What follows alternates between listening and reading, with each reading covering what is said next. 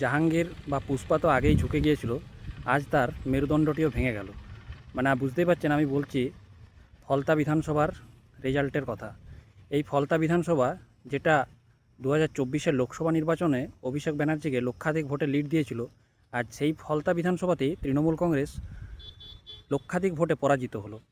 এর থেকে একটা জিনিস প্রমাণিত যে এখানে ভোট হতো না। এই যে মানুষের স্বতঃস্ফূর্ত ভোটদান এবং মানুষের যেটা ক্ষোভ দেখা গেছিলো কিছুদিনে, যে তাদেরকে দীর্ঘদিন ধরে ভোট দিত না, তাদের ভোট ওরা জোর করে দিয়ে দিত, সেটা আজ প্রমাণিত হলো। মানে এতদিন পরে পশ্চিমবাংলায় এবং ফলতাতে অবশ্যই আইনের শাসন প্রতিষ্ঠা হলো। যে চরম অত্যাচার, অনাচার, অরাজকতা, নৈরাজ্য সৃষ্টি করেছিল তৃণমূল সরকার, সেই নৈরাজ্যকে ভেঙে দিয়ে মানুষ আজকে সুশাসন প্রতিষ্ঠা করল। এখন দেখা যাক এই ডবল ইঞ্জিন সরকারে আশা করি ফলতাও সমানভাবে এগিয়ে আসবে এবং রাজ্যের এই যে নির্বাচনকে কেন্দ্র করে এই যে খুন, জখম, রাহাজানি চলতো, এই সংস্কৃতিটা চিরতরে নির্মূল হবে।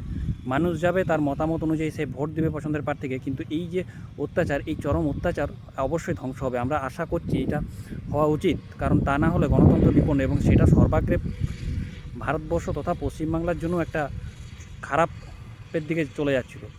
এবং যেভাবে একটা ট্রেন্ড হয়ে গেছিলো সন্ত্রাসকে হাতিয়ার করে এবং পুরোপুরি সরকারের বা রাষ্ট্রযন্ত্রকে ব্যবহার করে তৃণমূল কংগ্রেস যেভাবে চালিয়েছিল, জনগণ তার জবাব দিয়েছে।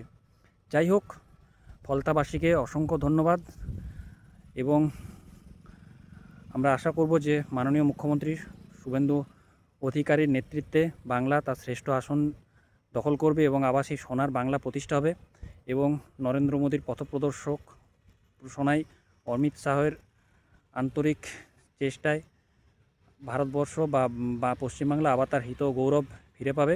যাই হোক বন্ধুরা, সবাই অনেক ভালো থেকো, সবাইকে অনেক অনেক শুভেচ্ছা। বন্দে মাতরম, ভারত মাতা কি জয়।